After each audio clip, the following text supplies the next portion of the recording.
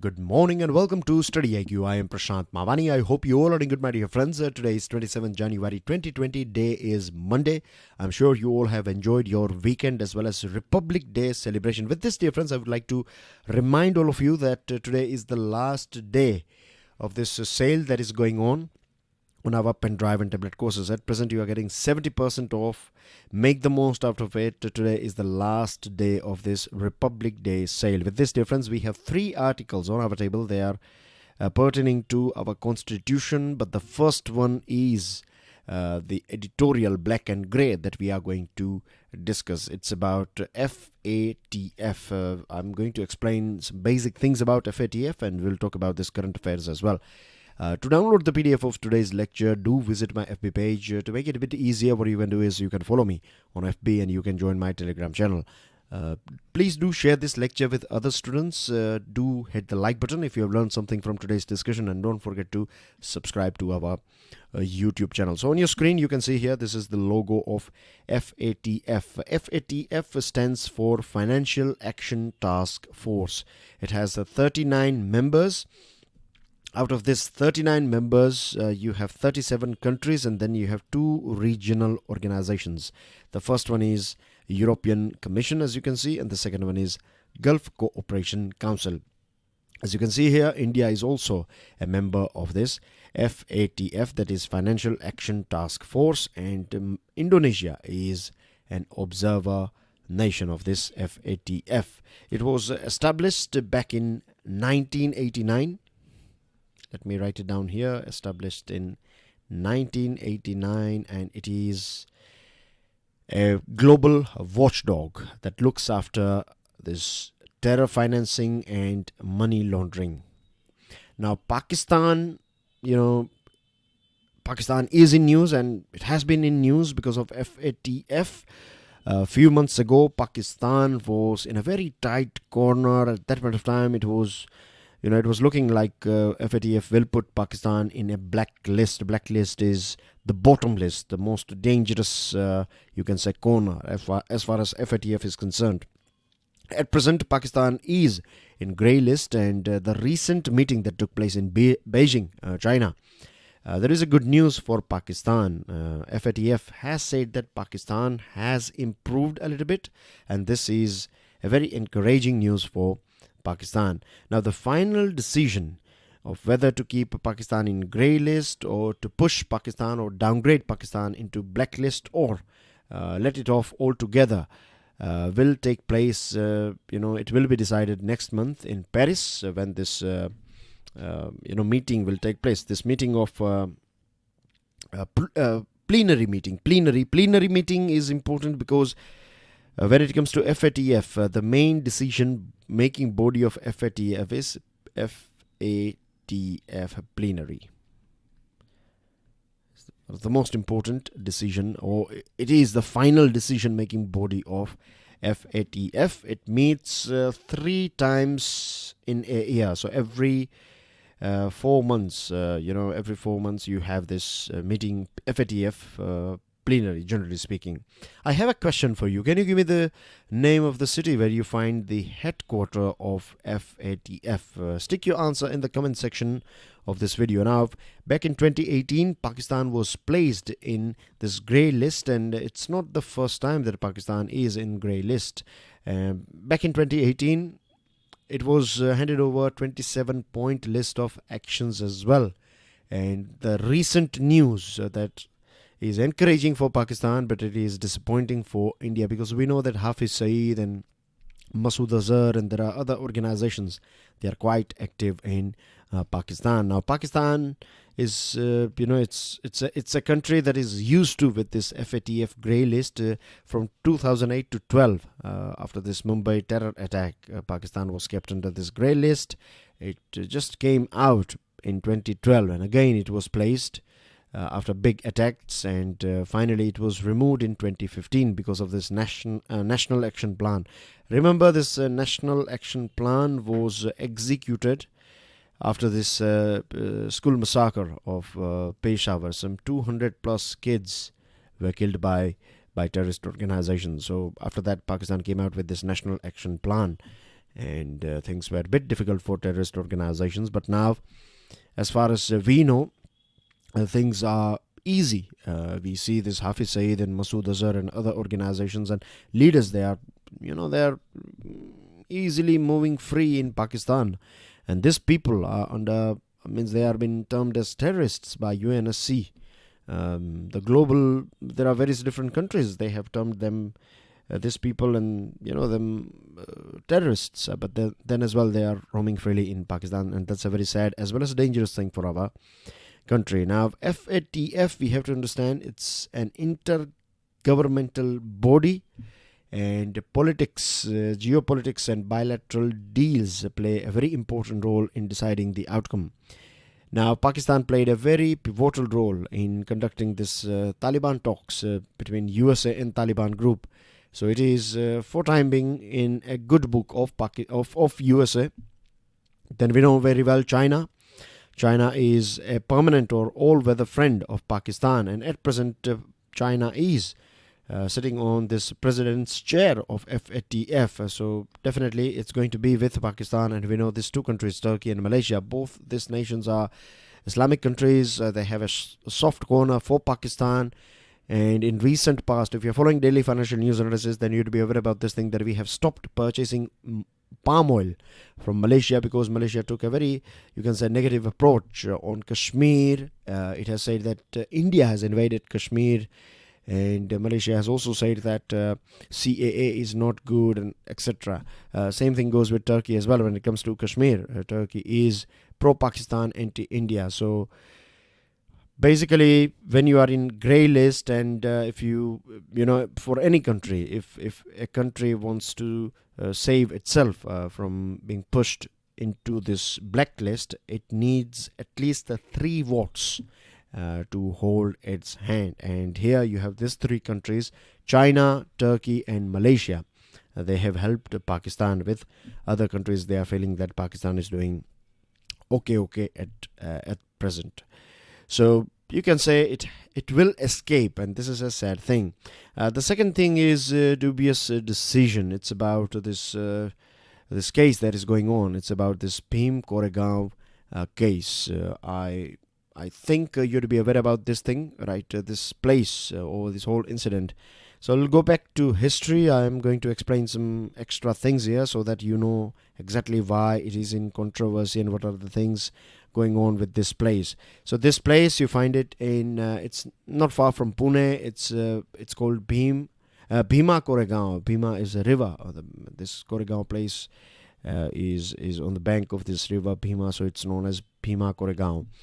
Now, this pillar that you can see, it was constructed by British, and on 1st January 1818, there was a war, there was a battle between East India Company and the Peshwa army that was led by Peshwa Bajirao II. Now, with this East India Company, Meher soldiers, Meher is a community, and I'm not sure how many of you are aware about this thing, but B.R. Ambedkar was basically coming from Meher community.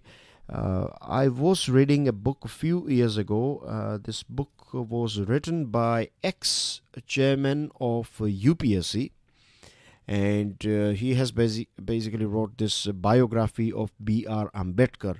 And right in the starting of this book, you read things about Meher community, like Meher community was well known for their capacity, or they were like good soldiers, good trainable soldiers, very tough as well.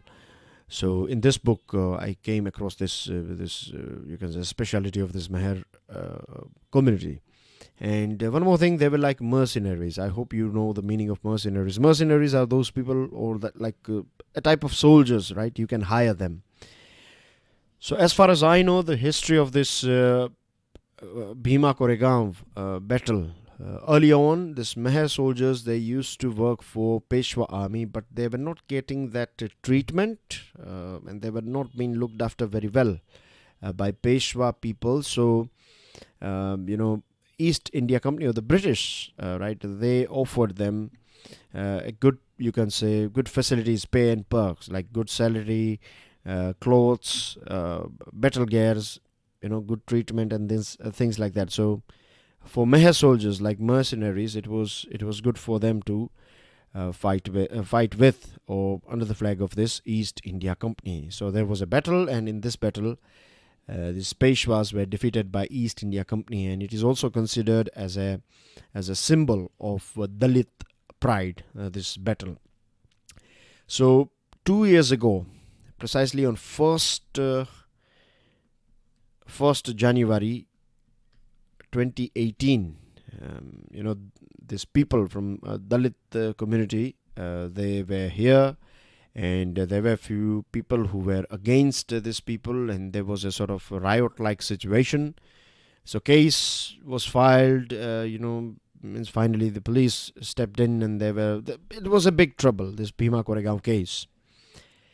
So it was investigated so far by the Maharashtra police, but we know that there is a change of guard in Maharashtra. You have this Uddhav Thackeray government. Earlier on it was Fadnavis government, so it was a BJP government, and now we have the Shiv Sena government ruling Maharashtra. So this Uddhav Thackeray's government decided that it's going to look or review the charge sheet filed in this case, and all of a sudden the Home Ministry has decided that this Bhima Koregaon case will be taken over by National Investigation Agency. I'm sure you'd be aware about this thing, that NIA directly reports to Home Ministry, Union Home Ministry.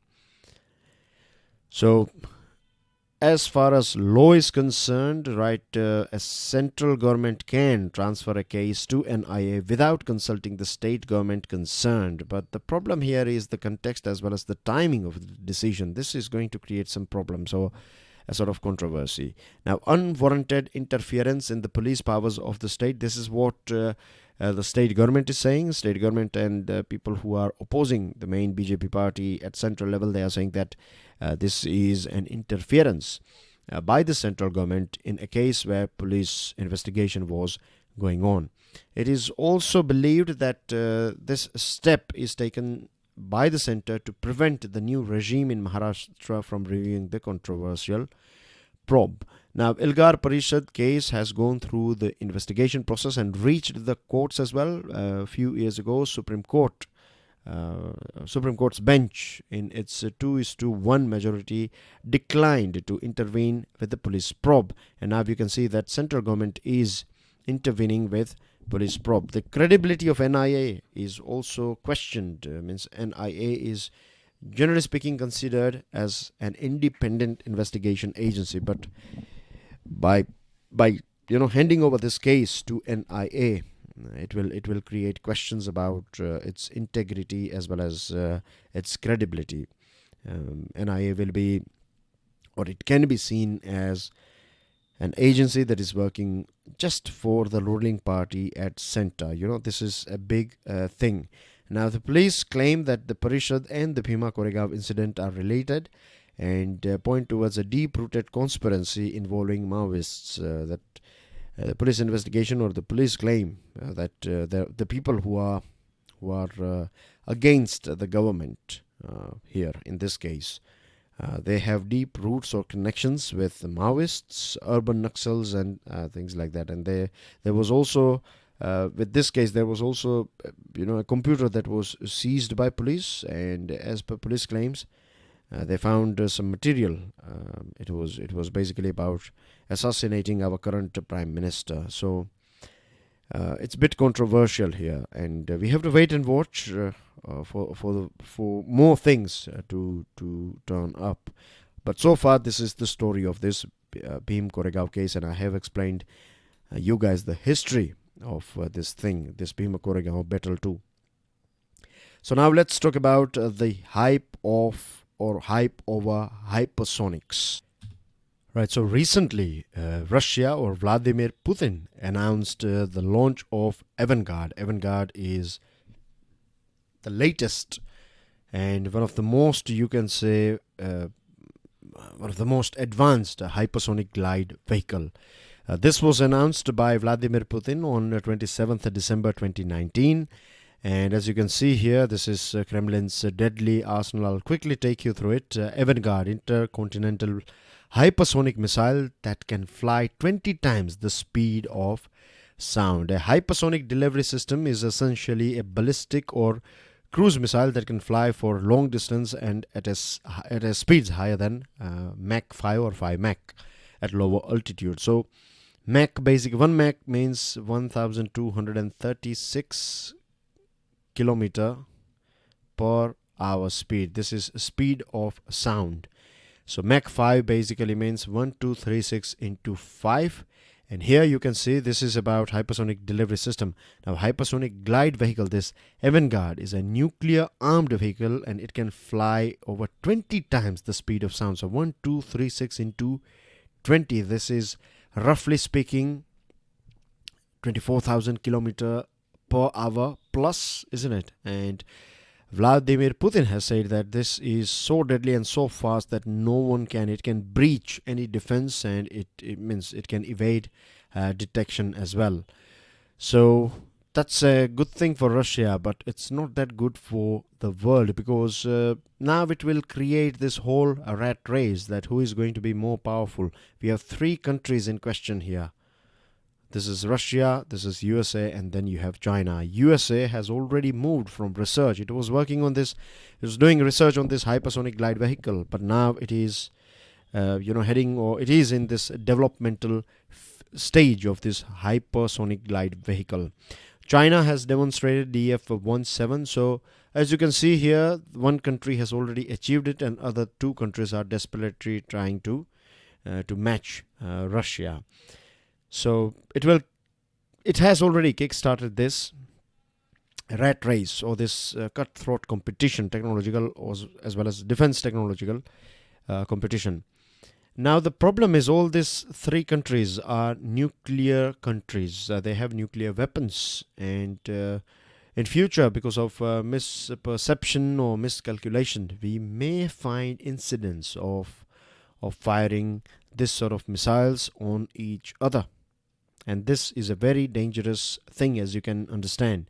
Just imagine if a country, by misperception or miscalculation, let's say USA, right? USA, for whatever reason, it thinks like Russia has already launched this hypersonic glide vehicle towards one of its ally, and to protect or for a retaliation, USA will launch it. Now, the time when Russian missile will be in the sky, USA will think that it will be a nuclear one. Chances are that they will think that this is going to be a nuclear one. So let's launch a nuclear retaliation. And you can understand this is basically a sort of offense-defense spiral, that you were the first, we are the victim, and this sort of thing will create arms race, and miscalculation can create a very dangerous result.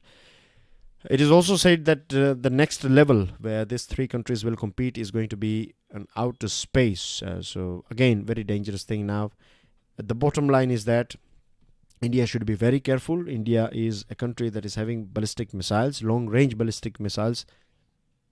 And, I can easily see that in future we'll be having one of them. But by that time, many other countries will have this sort of hypersonic glide vehicles, and more countries having this sort of weapons means more troubles, and this is not a good thing as far as our world is concerned.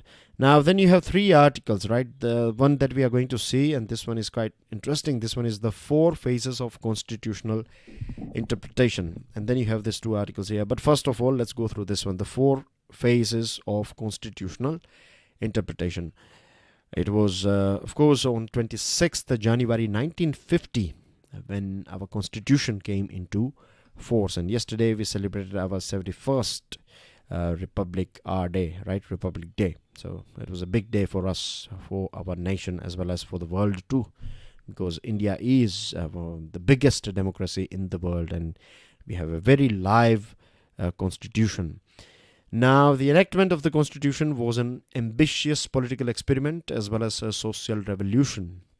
And I'm sure I don't have to go into the history of our constitution. I've been to say like what things were before our independence, and at present you can see from in last 71 years we have achieved so many things, right? Our strengths have multiplied and our weaknesses have divided for sure as a nation. Now in this article we find like there are 4 phases through which our constitutional interpretation, particularly 3 phases are gone, and we are just entering into the fourth phase. So the first one is text as phase 1. Earlier on, what used to happen is that Supreme Court used to just, you can say, explain the meaning or the plain meaning of the words that were used or that are used in our constitutional. So it was more textualized approach, like A.K. Gopalan versus State of Madras, the case of 1950. On your screen you have this picture of A.K. Gopalan.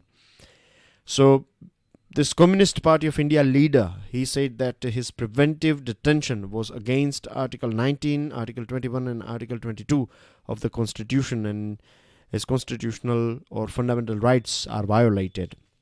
But the Supreme Court said that you cannot see all these 3 articles together. You have to read and understand them separately. You cannot implement or take all of them as one. So it was Supreme Court's stand in phase 1. It was just, you can say, it was just explaining you the meaning of what is written.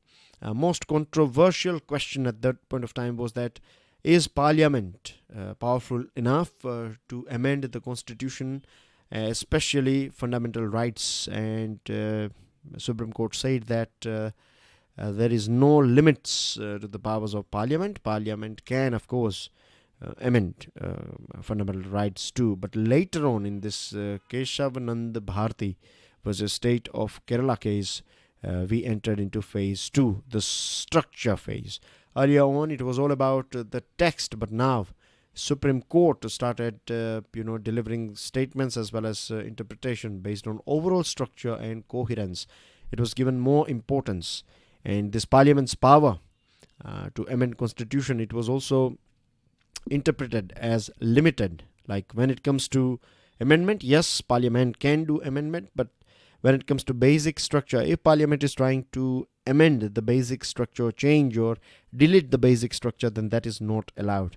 So this was, you can say, a starting of the control of Supreme Court. Then we saw this Gopalan approach. We talked about the Gopalan, right? So in Menka Gandhi versus Union of India 1978 case, the Supreme Court said that the rights, the wide range of rights, like right to life, or this Article 19, Article 21, Article 22, you can bundle them. One right has so many other things associated with it. For example, right to life is also about clean air, speedy trial, free legal aid, and so many other things. So this paved the way for Supreme Court to play an unprecedented role in the governance of the nation. So strongly, or you can say steadily, Supreme Court started getting stronger and stronger. So there are few things that are common in the first and second phase, and one thing is that the most important thing is that at that point of time constitutional benches were made up of 5 or more than 5 judges, but nowadays we find that things have changed. Particularly in phase 3, it's more eclecticism. Eclecticism basically means that you have very different benches, and they have many times not agreed with each other. So now Supreme Court's interpretive philosophy turned far more result oriented than it had ever been. The changing structure of the court, early on we used to have like total 8 Supreme Court judges, then later on it was increased to 31, and at present we are a total strength of 34. Supreme Court began to sit in panels of 2 to 3 judges, effectively transforming into a polyvocal group of about a dozen sub-Supreme Courts. And the court began deciding cases based on certain conception of its own role, whether as sentinel of democracy or protector of the market economy. So this eclecticism that I was talking about. So what the main problem is that we find that many times, as I told you, like a bench of 3 judges will say something about one case, and then after a few years we'll find another bench, and that will say totally different things from what, or it may oppose the stand taken by the previous bench on the same issue. So we find different interpretation as well as inconsistency, and this was in phase 3. Now when we say that we have just stepped into phase 4, one step is in phase 4, one is in phase 3. The reason why I say one phase in phase 4 is because Supreme Court has become a bit more critical. When I say critical, I'm not saying that it has become more negative. I mean to say it has started looking at things from a very, you can say, in-depth way, in an in-depth fashion, like striking down section 377 associated with LGBTQ, adultery that was more patriarchal. Now it is more balanced. Earlier on it used to be on for the husband only, but now even a wife can take a stand, and the CJI office is under RTI now. So these are few progressive steps taken by Supreme Court in phase 4. The reason why I'm saying that we are in still phase 3 as per this article is because like let's say electoral bonds scheme or questions on NRCs, right? Supreme Court has not taken any sort of stand on these things so far. But anyway, so far we have seen this 4 stages, and I'm sure they are not that difficult to understand. It's all about how Supreme Court has improved. At the same time, we have to keep in mind the Supreme Court has become stronger as well as far as governance is concerned. It has increased its I would say horizon, right, or domain. Then we have this delivering authority from we the people. This one is about our constitution. And I have one more article here. This one is about constitution. It's talking about Nehru and Patel. And basically this article says that there is no one who can match Nehru and Patel. Not even Modi and Amit Shah. Not Sonia Gandhi and Rahul Gandhi. So it's talking about the things that they have done, basically big things, and in political level. So if you have extra time, go through it. I have given you what it is all about. Now this one, deriving authority from we the people. Now it's talking about preamble, the character of our constitution, and this preamble is a sort of soul of our constitution. Constitution is the authoritative horizon of India's public life. The preamble is held aloft as our lens to it. Now in 1946, Jawaharlal Nehru in Constituent Assembly, he came out with this aims and objectives, and he talked about an India that is independent, sovereign republic, and he also talked about the fundamentals which were commonly held by Indians. A few years after, like 2 years after 1948, Ambedkar came out with this we the people, sovereign, democratic and republic country, and then we accepted this fraternity as well. The word fraternity you find in our preamble. Dignity of individual and integrity of the nation was the main thing behind these words of Mr. B.R. Ambedkar. And in his final speech on 25th November 1949, B.R. Ambedkar said a very important thing. He said that this political democracy will not survive if we don't convert this political democracy into social as well as economical democracy. And the sad thing is, even after 71 years, what we find in our country, as far as constitution is concerned, constitution, or in the eyes of constitution, everyone is equal. But reality is very different, right? There is social discrimination, there is economical difference, or I would say there is a big gap when it comes to economical democracy in our country. So that's basically everything. Most important points are been explained as far as this article is concerned. So that's everything as far as articles are concerned. Let me take you through some news items. Of course, you have to go through them by yourself. I'm just going to highlight some here. India showcases ASAT, that is anti-satellite missile prowess. EU Parliament set to vote on Kashmir and CAA. Fund crunch hits MG Narega scheme. Then you have this well-being of Indians in Wuhan. Wuhan is the place where you find this coronavirus at present, and it's in news because of this coronavirus. And insurgency in Northeast is down as per Prime Minister of our country. And that's everything in today's discussion, dear friends. Thank you very much for watching this video, and I'll see you with daily financial news analysis. Till then, enjoy your studies. God bless you all. Jai Hind.